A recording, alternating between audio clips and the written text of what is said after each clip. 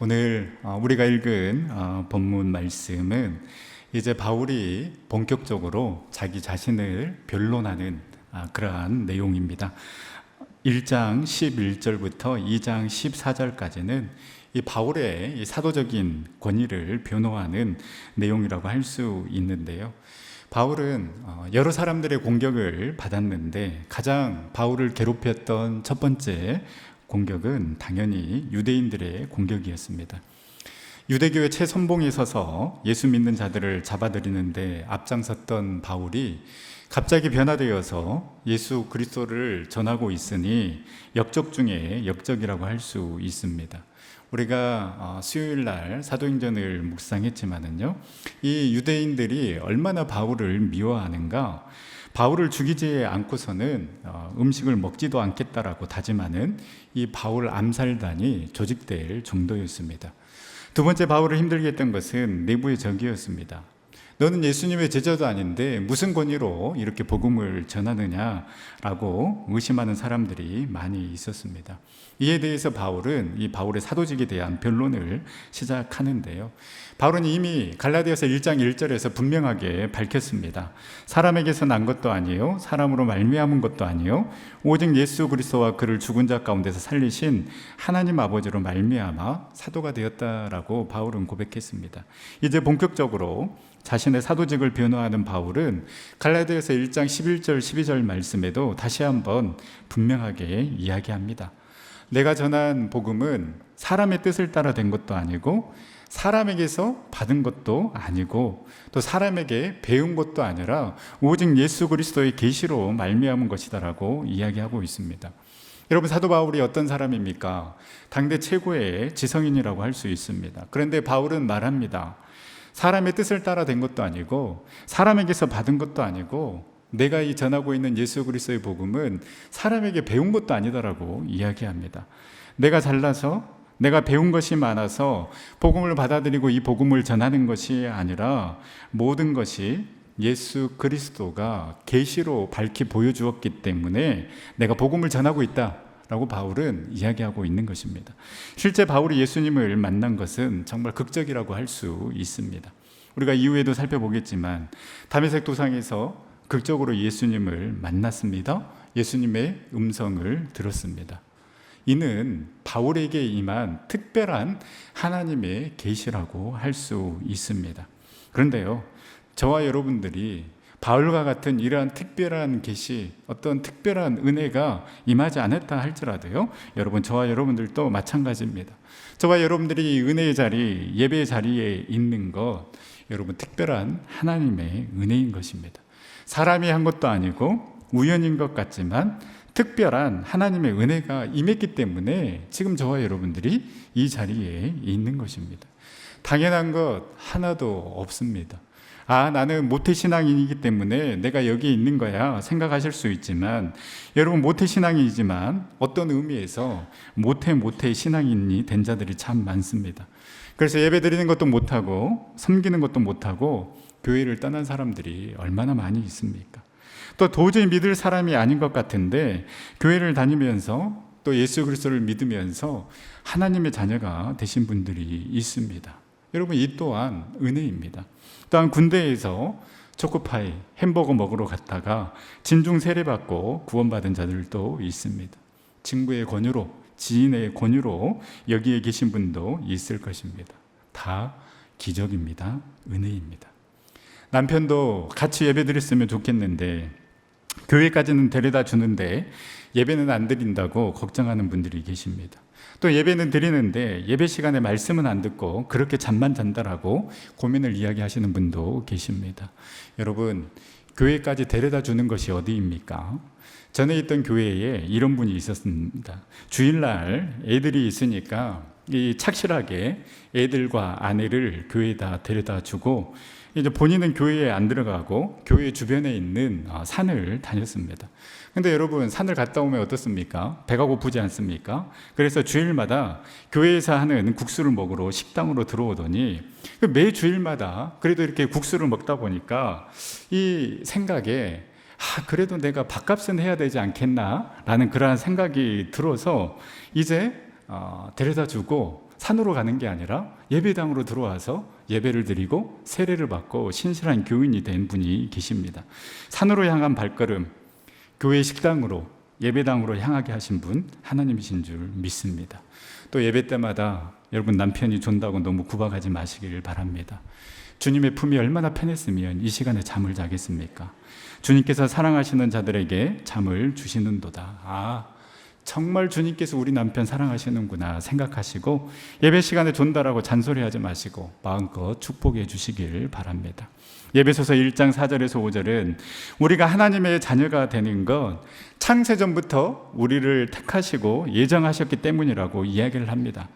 곧 창세전에 그리스도 안에서 우리를 택하사 우리로 사랑 안에서 그 앞에 거룩하고 흠이 없게 하시려고 그 기쁘신 뜻대로 우리를 예정하사 예수 그리스도로 말미암아 자기의 아들이 되게 하셨으니, 우리가 잘나서 뭔가 선택받을 만한 그런 의로운 행동을 해서 하나님께서 선택하신 것이 아니라 바로 하나님의 전적인 선택과 예정하심이 있었기 때문에 우리가 하나님의 자녀가 되고 이 은혜의 자리에 있음을 믿고, 여러분 우리를 택하시고 우리를 부르신 그 하나님께서 지금도 저와 여러분들을 가장 좋은 길로, 가장 최선의 길로 인도하고 계심을 여러분 믿으시기를 바랍니다.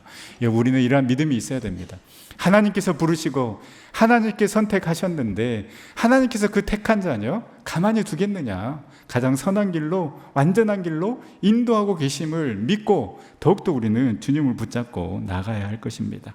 송경임 목사님의 하나님의 부르심이라는 찬양의 가사처럼 여러분 하나님의 부르심에는 결코 후회가 없음을 믿으시기를 바랍니다. 우리를 부르신 그 뜻, 우리의 생각보다 크고 우리를 향한 그 계획은 나의 지혜로 측량 못하지만 한 가지 분명한 사실은 지금도 저와 여러분들을 선한 길로, 완전한 길로 이끌어 가고 계심을 믿고 더욱더 주님을 기대하며 주님 붙잡고 담대하게 나아가는 저와 여러분들 삶이 될 수 있기를 간절히 소망합니다. 이렇게 예수 그리스도의 계시로, 하나님의 은혜로 예수 그리스도를 믿고 복음을 전하게 되었다고 말한 바울은 이제 그 근거를 설명하기 위해 내가 과거에 어떤 사람이었는가를 이야기하고 있는데요. 우리 갈라디아서 1장 13절 14절 말씀 다 같이 함께 읽도록 하겠습니다. 내가 이전에 유대교회에 있을 때에 행한 일을 너희가 들었거니와 하나님의 교회를 심히 박해하여 멸하고 내가 내 동족 중 여러 영갑자보다 유대교를 지나치게 믿어 내 조상의 전통에 대하여 더욱 열심히 있었으나, 바울은 자신이 하나님의 교회를 심히 박해하여서 멸하는 자였고 유대교를 그 어느 누구보다 지나치게 믿어서 내 조상의 전통에 대해서 내가 열심히 있었던 자다라고 고백하고 있습니다. 이 사도행전 8장 9장을 보면 예수님을 믿기 전에 사울이 어떤 사람이었는지를 알려주고 있는데요. 사도행전 8장 3절 말씀에 보면 사울이 교회를 잔멸할 새 각 집에 들어가 남녀를 끌어다가 옥에 넘기니라. 이 잔멸하다라는 표현은요, 이 포도밭에 뛰어든 멧돼지가 이 포도원을 마구 헤집어 놓는 그런 상황을 이야기합니다. 그러니까 바울이 얼마나 그 유대교의 전통에 대한 열정을 가지고 예수 믿는 사람들을 완전히 쑥대맛을 만들기 위해서 그들을 옥에 가두는 그 역할을 바울이 했다라고 이야기합니다. 그리고 이 열정을 그대로 보여주는 대목이 바로 사울의 해심장 사도행전 9장 1절에서 2절입니다. 사울이 주의 제자들에 대하여 여전히 위협과 살기가 등등하여 대제사장에게 가서 다메섹 여러 해당에 가져갈 공문을 청하니, 이는 만일 그 도를 따르는 사람을 만나면 남녀를 망령하고 결박하여 예루살렘으로 잡아오려 함이라. 예루살렘에서 다메섹까지 약 213km 떨어진 거리입니다. 왕복이면 400km가 넘습니다. 그런데 이 다메섹에 예수 믿는 사람이 있다라는 소식을 듣고 내가 그들을 공문을 가지고 가서 내가 그들을 옥에 가두기 위해서 그 다메섹까지 400km가 넘는 그 거리를 왕복하고자 하는 그 열정이 바울에게 있었습니다.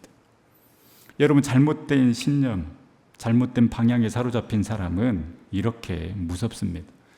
자기가 무엇이 잘못된 줄도 모르고 자기 열정과 자기 열심에 빠져서 나만 옳다라고 생각하는 이 사람들이 정말 무서운 사람입니다. 사울도 율법의 참 완성이신 예수 그리스도를 인정하지 않았습니다. 율법을 지키는 것, 바로 이것이 구원에 이르는 길이라고 믿었습니다. 본인 스스로도 율법에 있는 그 모든 율법을 지키지 못하면서 어떻게 다른 사람을 판단하고 정죄합니까? 신앙생활을 하면 할수록 오히려 내 심령과 내 가치관이 굳어져서 그 하나님의 말씀을 수용하지 못하고 앞으로 나아가지 못하고 오히려 뒤로 후퇴하는 사람이 있는 반면에, 신앙생활을 하면 할수록 내 생각이, 내가 바라보는 것이 잘못되었구나, 그래서 방향이 바뀌고 가치관이 바뀌어서 생각의 지경이 넓혀지고 믿음의 지경이 넓혀지고 삶의 지경이 넓어지는 사람이 있습니다. 여러분, 예수님을 나의 생각에 맞추려고 하지 말고 예수님의 생각, 예수님의 말씀, 예수님의 삶에 우리가 맞추어서, 그리고 변화되어 주님께서 바라보시는 것을 바라보며 정말 그 주님께서 원하시는 삶을 살아가는 저와 여러분들이 될 수 있기를 간절히 소망합니다. 이처럼 유대교회 열심히 특심하여 하나님의 교회와 예수 그리스도를 믿는 자들을 박해하였던 사울이 예수님을 만나서 완전히 변화된 삶을 살아가게 됩니다. 비방자요, 박해자요, 폭행자였던 사울이 이제는 그 박해했던 예수를 전하는 자로 살아갈 수 있었던 것은 오늘 갈라디아서 1장 15절에서 밝히고 있듯이 어머니 태로부터 나를 택정하시고 그의 은혜로 나를 부르셨기 때문이다라고 고백하고 있습니다. 왜 하나님께서 바울을 택정하시고 바울을 부르셨습니까? 이방인에게 예수 그리스도를 전하기 위함이었습니다. 여러분, 여기에 중요한 사실이 있습니다. 왜 하나님께서 저와 여러분들을 부르셨습니까?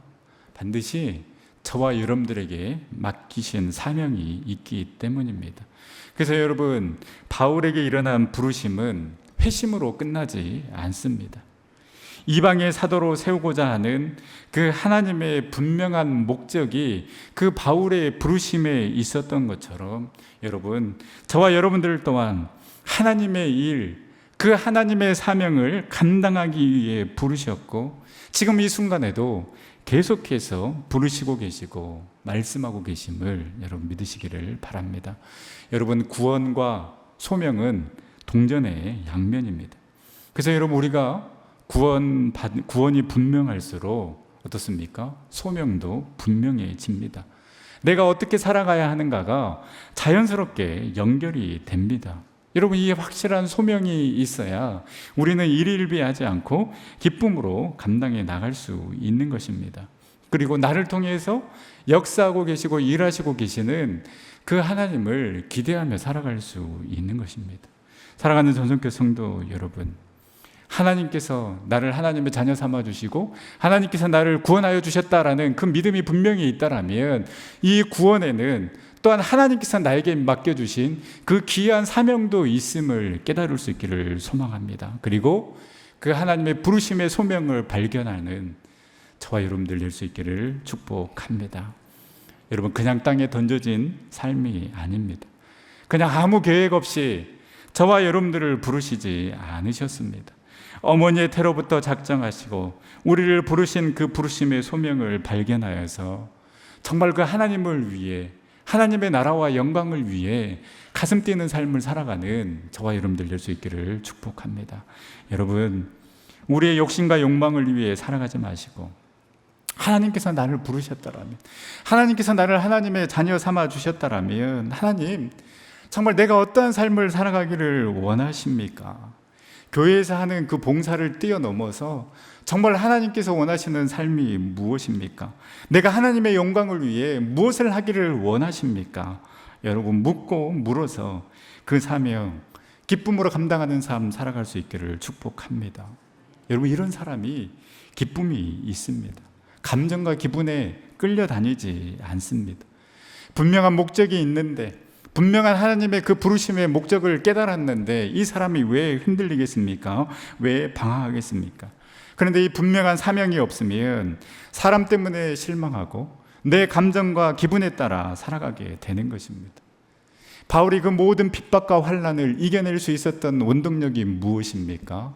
이방인을 위해, 그 이방인에게 복음을 전하기 위해 나를 부르셨다라는 그 부르심의 확실한 소명이 있었기 때문에 감정과 기분에 흔들리지 아니하고 하나님의 사명을, 복음 전파의 사명을 끝까지 감당할 수 있었던 것입니다.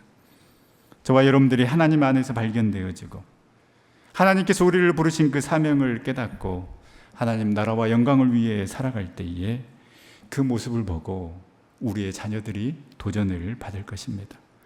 세상 조건 때문에 행복한 삶을 살아가는 것이 아니라 주님의 사명을 감당하고 있기에 행복한 삶을 살아가는 저와 여러분들이 될 수 있기를, 또 우리의 자녀들이 될 수 있기를 간절히 소망합니다. 이렇게 바울이 자신이 회심한 이야기를 하고 있는데요, 바울이 이렇게 회심한 이야기를 하고 있는 이유는 12절에서도 언급하고 있듯이 사람에 의해서 변화된 것이 아니라 예수님의 계시, 그 예수님의 전적인 개입을 통하여서 내가 변화되었기 때문에 이 믿음을 가지고 내가 복음을 전하고 있다라고 바울은 이야기하고 있는 것입니다. 그래서 바울은 그 예수 그리스도의 계시로, 그 하나님의 전적인 개입으로 말미암아 내가 복음을 전하고 있음을 강조하기 위해 16절과 17절 말씀에 보면 혈육과도 의논하지 않고 나보다 먼저 사도된 자들을 만나려고 예루살렘으로도 가지 않았다라고 이야기합니다. 바울이 왜 이렇게 이야기합니까? 이 놀라운 변화에 그 어느 누구의 역할도 없었고 오직 예수님의 역할, 오직 예수님의 선택, 예수님의 계시만이 있었음을 강조하고 있는 것입니다. 이러한 가운데 바울의 인생에서 정말 중요하면서도 꼭 필요한 시기가 있었는데요, 바로 17절 말씀에 나오는 아라비아로 갔다, 바로 아라비아로 간 시기입니다. 17절에 아라비아로 갔다가 다시 다메섹으로 돌아갔노라. 뭔가 금방 이루어진 것처럼 기록되어 있지만, 그러나 여러분, 이 사이에는, 아라비아와 다메섹 사이에는 3년의 시간이 생략되어 있습니다. 바울에게 있어서 다메섹이 예수님을 극적으로 만나는 장소였다라면, 바울에게 있어서 이 아라비아 광야는 예수님을 깊이 만나는 교제의 시간이었습니다. 예수님을 만나는 강력한 체험은 있었지만 바울에게는 아직 예수님을 깊이 만나는 교제의 시간은 없었습니다. 그래서 예수님께서는 이 바울을 아라비아 광야로 보내셔서 온전히 하나님만 바라보게 하셨습니다. 하나님의 음성을 듣게 하셨고 하나님의 말씀을 그 광야에서 묵상하게 하셨습니다. 여러분, 만약에 바울에게 있어서 이 아라비아 광야의 시간이 없었더라면 바울은 여전히 열정만 가득한 자가 되었을 것이고 복음의 진수를 목숨 걸고 전파하는 복음 전도자가 되지 못했을 것입니다. 왜냐하면 바울은 율법에 정통한 자였고 유대주의의 전통과 율법에 찌들어 있는 사람이었습니다. 즉 자기의 노력으로 율법을 지키면 하나님께 가까이 갈 수 있다, 구원을 받을 수 있다라고 생각한 사람이었습니다. 그러나 여러분, 복음은 어떻습니까? 복음은 이신득유입니다. 율법을 지켜서 나의 행위로 의롭게 되는 것이 아니라 오직 예수 그리스도를 믿는 믿음으로 의롭게 되는 것, 예수 그리스도를 통하여서 의롭게 되고 하나님께 나아갈 수 있다는 것이 복음입니다. 그래서 이 아라비아 광야의 3년의 시간을 통하여서 율법과 나의 행위, 전통을 빼내고 그 자리에 하나님의 은혜, 예수 그리스도의 십자가의 능력을 집어넣는 시간이 필요했다라는 것이죠.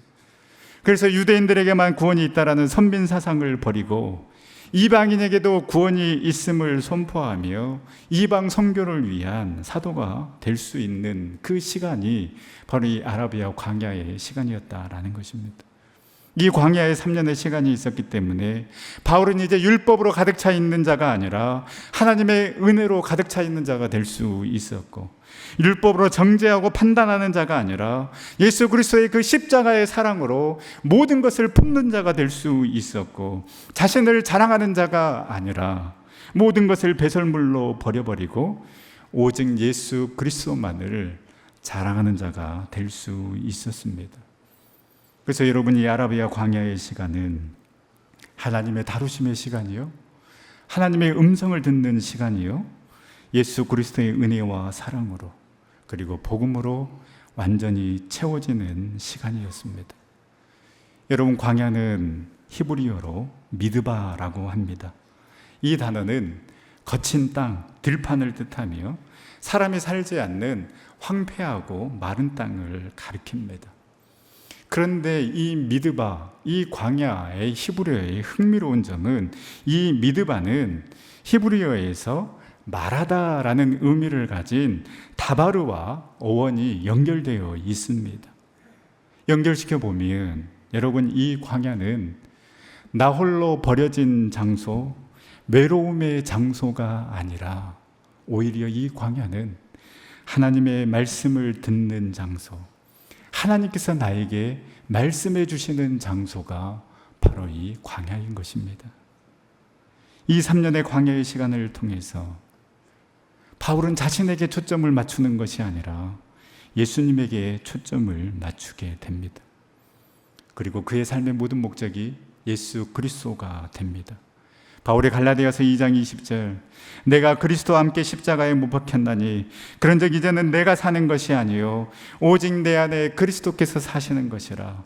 이제 내가 육체 가운데 사는 것은 나를 사랑하사 나를 위하여 자기 자신을 버리신 하나님의 아들을 믿는 믿음 안에서 사는 것이라 고백할 수 있었음은, 이 광야의 시간을 통해서 철저하게 자신을 내려놓고 예수로 채워졌기 때문에, 복음으로 채워졌기 때문에 이와 같은 고백을 할 수 있었던 것입니다. 사랑하는 전성교회 성도 여러분, 광야에 홀로 던져졌다라고 생각하십니까? 또한 나는 지금 광야와 같은 시간을 보내고 있다라고 생각하십니까? 광야이기에, 사막이기에 오히려 선명하게 그 하나님의 음성을 들을 수 있고 하나님을 더 깊이 만날 수 있는 기회임을 여러분 믿으시기를 바랍니다. 나태주 시인의 사막에서는 길을 묻지 마라 시집에 이런 내용이 있습니다. 사막을 찾으며 나는 알게 되었다. 사막이란 다만 모래와 하늘과 바람만 있는 곳이 아니라 더러는 풀과 나무가 자라나기도 하고 꽃이 피기도 한다라는 사실을. 여러분, 광야에는 절망만 있는 것이 아닙니다. 더러는 풀과 나무가 자라기도 하고 꽃이 피기도 합니다. 그 꽃이 피게 하는 그 능력, 하나님에게 있는 줄 여러분 믿으시기를 바랍니다. 광야에 서 있습니까? 나 홀로 덩그러니 광야의 사막에 서 있다라고 생각하십니까? 실망하고 좌절하는 것이 아니라 오히려 세밀하게 말씀하시는 그 하나님의 음성을 들을 수 있는 최고의 장소요, 그 하나님의 계획을 알 수 있는 최고의 시간임을 믿어야 하는 것입니다. 광야에 서 있기에 이제 내가 다른 것 의지 아니하고, 광야에 서 있기에 내가 이제 다른 음성 듣지 아니하고 주님만 의지하겠습니다, 주님만 바라보겠습니다, 주님 붙잡고 나아가겠습니다라고 그렇게 광야의 길을 걸어가다 보면 어느 순간 더 단단해지고 더 정결하여지고 더 성숙해져 있는 우리의 모습을 발견하게 될 것입니다. 모세도 40년의 광야의 시간을 보내고 민족의 지도자가 되었고, 다윗도 사울왕에게 쫓기며 광야의 시간을 보내며 연단받고 단련받아 이스라엘 최고의 왕이 되었고, 바울도 그 아라비아의 광야의 시간을 통해 하나님께서 빚으시고 하나님께서 다루셔서 최고의 복음 전도자의 삶을 살아갈 수 있었습니다.